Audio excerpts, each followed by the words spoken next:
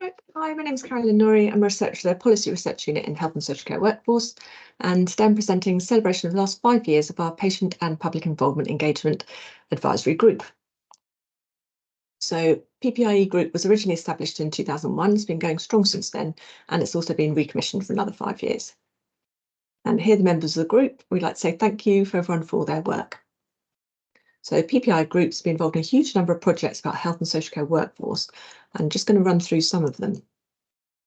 So firstly, there's work about migration and international recruitment.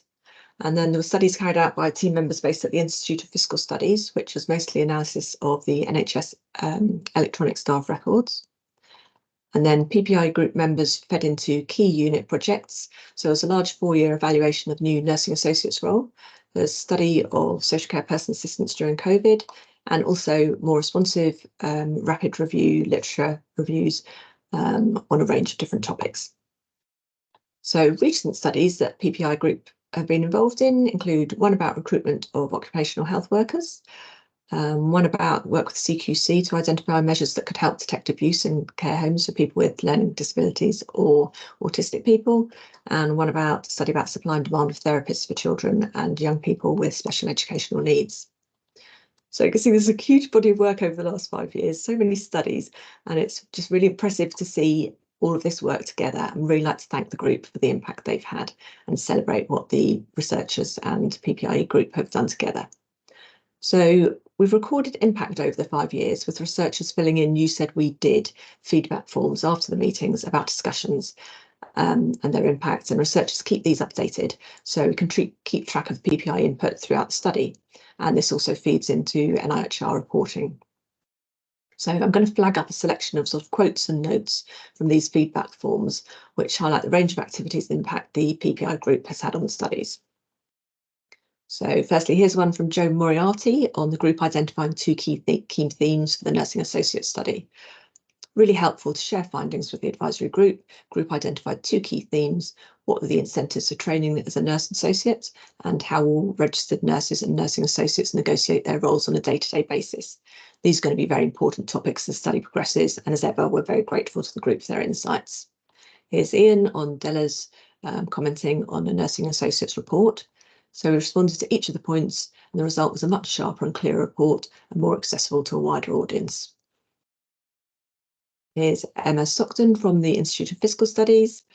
The consensus about investigating NHS hospital on-site childcare really encouraged us to make a substantial time investment in the initial data cleaning and setup to be able to study it, which was really helpful and uncovered some very interesting results. And I don't think this would have been looked at if it hadn't been for that PPI meeting.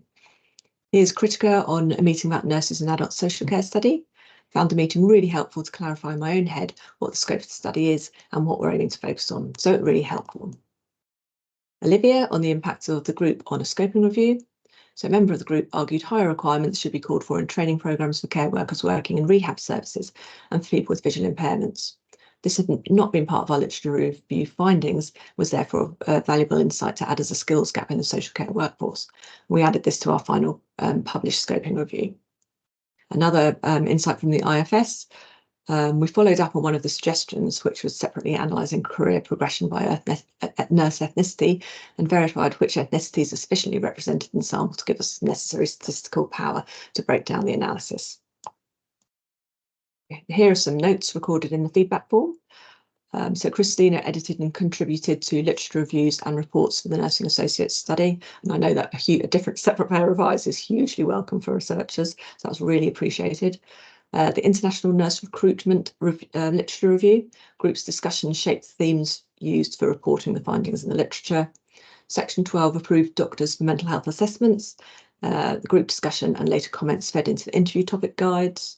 Special education needs workforce shortages study. As a result of post-meeting discussions between Ian and Andrew, further public involvement was actually sought.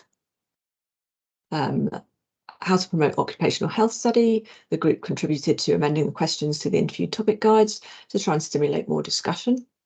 And the CQC study, Andrew and Helen met after the meeting, and Andrew's input ensured the voice of autistic people was included in phase 2 of the project. And Andrew was also invited to stakeholder interviews.